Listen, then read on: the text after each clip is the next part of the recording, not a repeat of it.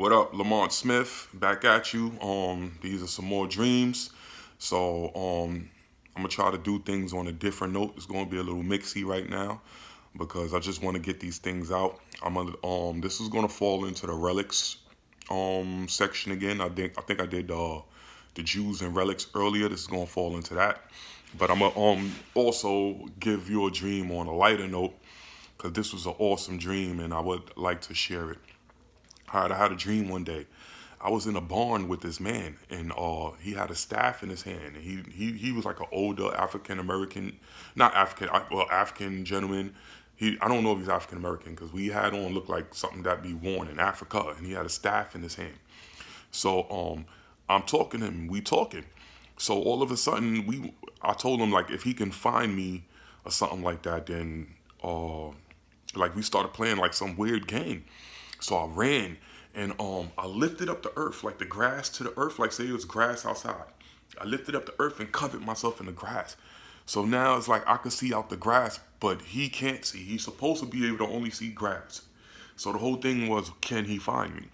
So the first time he came up to me, he tapped my foot. He saw me through the grass. All right, so I'm like, okay, let's do it again. So I do it again. I find a good spot, and this time I found a place near a hill. So when I get under the grass, I could look like I'm part of the hill, like a lump. So I run to that part, and I lift up the grass again.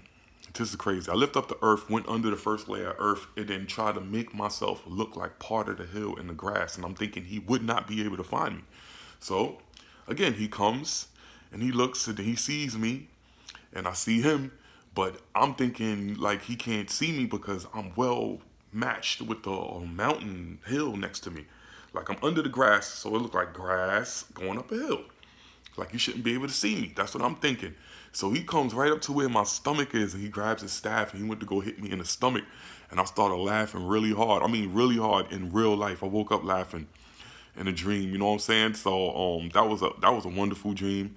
And I know what it meant. It meant that God sees me wherever I go. Ain't nowhere you could go in the earth where God ain't gonna know where you're at.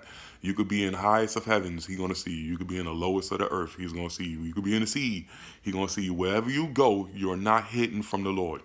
All right. So that was His way of showing me that, and it was like in such a playful way. It felt like the Boondocks. It felt like I was Riley and he was Huey or whatever his name is. I forget Dewey, whatever his name was. So it felt like that. So it's like, and I had a cheerful voice, and he had like a playful personality too. Because when he aimed for the stomach, he knew I would react. Cause I was like, oh, like you know what I'm saying, like one of those. And I woke up. That was a wonderful dream. I had very few wonderful dreams like that one. That was an amazing dream. All right. So this next one I'm gonna tell you is kind of weird, but hey, what can I say? I had a lot of weird dreams. This dreams I ain't even gonna say because it's so bizarre. Y'all never hear them unless you sit down and talk with me, and I get to show you and walk you through what these things were. Because there's some dreams that I don't even expect people to believe if I told them, but I've had. I don't know why, but I have had them. I'm giving these things. I don't know why, but I'm sharing what I feel is best to share with people because there's others that's very scary and others that's just unbelievable, right? So I'm gonna give you a little along the lines of the unbelievable, I guess if you want to call it that. I had a dream that me and a group of guys were living in one building. Say the building over here, and we enter the building this way. And then we had problems with a group of guys who live like, so as you walk out our door, you keep going down this little alley. It's like our building is like two streets right here. I can't say like parallel like this. This is a building, this is a building, then this is our building. So we had problems with someone in the building on this side, right? So we come out of the apartment, and then we get into a little squabble with the people. So who comes downstairs? 50 Cent. So we fighting with the people. We're not fighting physically, but we really arguing. So 50 Cent comes down with a group of guys from out of the building of the people we had problems with. And then they tell us, oh, if we don't move out the building or leave or if we don't give up ownership of the area, that they're going to handle us. That's what they said. So then they go away, and they gave us like 2 hours or something like that in the dream. It felt like. So we go away. Next thing you know, we wondering what to do, and we searching around. We found these old crates, These old crates. And then when we popped open the crates, we saw guns, but these wasn't no normal guns. I don't know if you ever saw Halo, the video game Halo. There's a gun in the video game Halo that when it shoots, it puts spikes in you, then the spikes explode. One of them looked exactly like that gun. Another one was a big gun, right? And it was like a square, and it had like a scanner on top, and it could scan your body, and it could scan exactly how to kill you. It was weird. It was weird. I don't know. And there was other little guns that look ancient. Like, these are relics. How we going to use these? You know what I'm saying? That's what we was thinking. Well, we cleaned them off. We got armed with these things. And these people came back. And we started shooting at them with these guns. And they were shooting lasers. It was the scanner gun would scan their body and throw like a sound wave looking thing and hit them and stuff like that. So a lot of people kind of got hurt on their side. But they still wound up infiltrating our area because they had more numbers than us. And I remember thinking we got beat back to the first room, and then it all stopped. So it's like it was no real clear winner. It was just a battle, and both sides had lost people in the dream. So I take that as God gives us weapons of antiquity to deal with these demonic individuals, because 50 Cent and them people was demonic. They were ignorant in the dream. The way they was talking, the way they was acting, all this type of stuff, they were like ignorant black people, and we were black too. Everybody was black in the dream. But these people were ignorant, and the weapons we found was perfect against them. It was perfect against them, and they wasn't human all the way. They was like demonic, you know what I'm saying? And we was just defending ourselves and our land and our area from people who basically was coming to extort us and take from us. So that's what we was doing. We was shooting them weird alien-looking guns at them that we found in a dusty crate out of nowhere. It's like they appeared there because we've been in this area, so I don't know how they appeared there, right? So that happened. All right, and what's the next one? Oh, my God. Oh, the next one is this.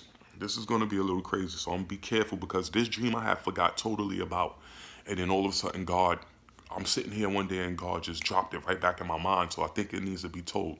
I had a dream that there was a bunch of archaeologists who had visited a certain town. It looked like it would have been a Mayan town or an Aztec town, but everybody who went in there never came back out. They wound up dying. So then they sent me and this other guy. This guy I wouldn't say he looked like an Australian white guy or something. It was me with him. And we both took up the task of going to this town and finding what we could find. So I had the bright idea when we got to the town, because it was like in the rural jungle. I don't know if it was the Amazon, but it was in a rural jungle. And it was like, you could feel that this was crazy. It was like a whole city, and they had a fenced off of it so that people can't come in and out because it was a cursed place. It was supposedly cursed. And that's why people was going missing. So I'm thinking, what can I do?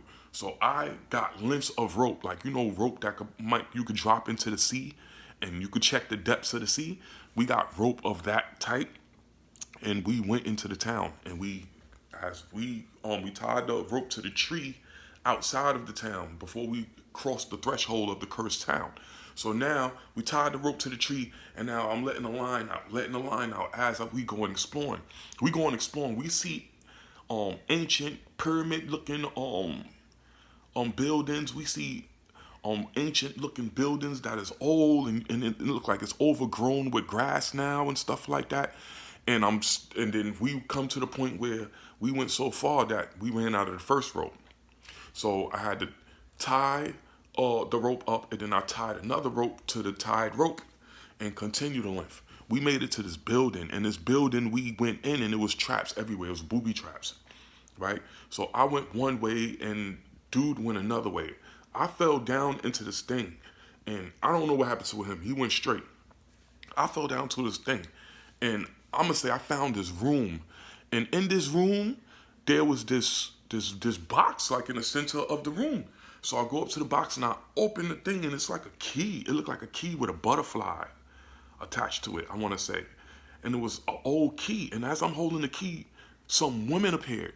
I forget exactly. It's been a long time since I had this dream, so I forget what the woman said to me. She said something to me, and she appeared out of nowhere. I understood she was an ancient queen or princess of this area, of the area where I was at, and she basically said I can have the key, I can have the thing, like she was giving it to me.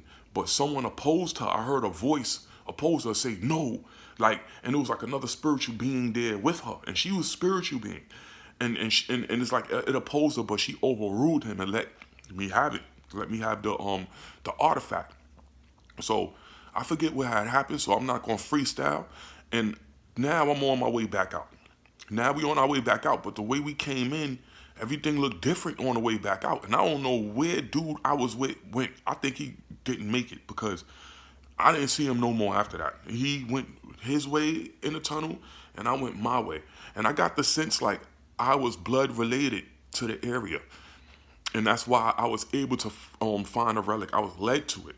You had to be blood related. You can't go searching these ancient ruins and thinking you're gonna find something, because a lot of times whatever's protecting them ruins is only revealing it to someone of their ancestors. I think I was an ancestor of them people or whatever, or the people who once habitated that area or something like that. Or I was allowed to play the part of the ancestor, that but that was imparted into my spirit while there. So now I'm leaving and I see all these different buildings that I ain't see before. And something in my spirit said, don't go towards none of these buildings because they are meant to throw people off. Like people who come looking. I found the place where everyone was looking for. But people who came looking, they wound up going on to all these other places, and there were beasts or spirits that had come to life and destroy them before they got out. So I knew that. So as I'm walking and trying to get out, it seemed like the one who tried to oppose me, he was like angry. That spirit was angry, and it was like trying to rally other spirits who was defying the girl to come at me. But I followed my line, for the most part, to where the first line was that I hooked up to, and then the line was gone. Like someone took the line. The line that I had, the first line that I had coming from the outside to that point, and then I tied off, and then I tied another line to that line, and walked. The first line got me to where I was, but it was on the floor, like it wasn't tied to the other line. But I had a sense of which way I came. But everything looks so different when you come in than you come out of a place like a jungle or something like that. Unless you really know what you're doing or really mark landmarks, you ain't gonna know how to get out. So that had happened to me in a dream. So by the grace of God, I had got out with that relic. So I thought I'll tell these stories. That's basically it. Jesus is King. He loves us. All right. God is Lord. And it's something else I wanted to say. I want to say you know, we all have our own offices. We all have our own gifts. So don't never worry about what someone else's gift is, because when you're worrying about someone else's gift, you're going to be missing out on what your gift is. And, everybody's not called to the same function. Everybody can't handle the same things. All right. I don't know why I get this. I get a lot of dreams, man. You know what I'm saying? So I don't know what you get. I don't know where your strength is at. Maybe your strength is not spiritual. Maybe it's something physical, but it's still God given, and you're necessary. All right. So don't never wonder why someone else's gift is a certain way, or why someone else's talent is a certain way, or why this don't happen to me and it happen to you. You know what I'm saying? Because it's people who don't get dreams. I get dreams, but it's people I don't dream. I do. You get what I mean? So I don't know what's the deal with that. And there's other things that happen with me a lot spiritually that I don't convey. A lot of the times when I was in the world and I was trying to be friends with people in the world, that's because I thought I needed to be part of the world. I wanted to fit in. But I never fit in. I never fit in. All right. And I always got hurt by people in the world.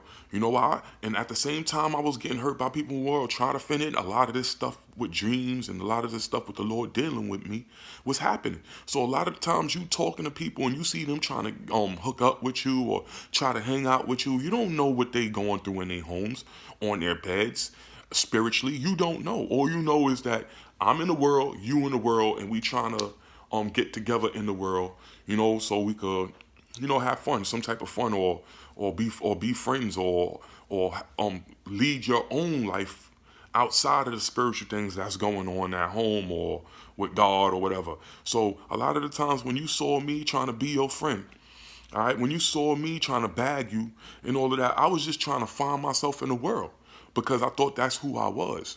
But that's not who I am. This is who I am. All right. So people need to understand that. You know, I needed to understand that. I still have struggled with coming into the reality of the rejection of the world because God didn't want me in the world. I was created a peculiar person. Peculiar people have peculiar gifts. It's not all the same. You ain't going to find a peculiar person acting like the world. It's just not going to happen, or getting gifts of the world. The world gets the gifts of the world because they all the same. They all deal with the same spirits. They all deal with demonic spirits. So they're going to act like each other and feed off each other, and that's what they like. The vice versa with God. We are peculiar people. We are of God. We are of Christ. We are of Jesus. We are of the Most High. So He's going to give us the gifts He wants us to have, and they're not going to look nothing like the world. And you know what? When you have these type of gifts and you in the world, you ain't gonna have fun because the world is gonna recognize you for being different, and you're gonna get angry all the time at the things that's going on in the world because you don't like that stuff. So at the end of the day, it is what it is. We gotta wake up to who we are and be bold. Like right now, I'm bold in my walk. I'm not playing with nobody and no thing. All right. So this is what it is. I don't want nobody if they're not of Christ. No, I don't want them around me if they don't believe in Jesus Christ. I have no problem with conversating and building with people and all of that. But if you're not walking this walk, and if you're not talking this talk, we ain't got nothing in common. And I don't want nothing in common with you. All right. Peace.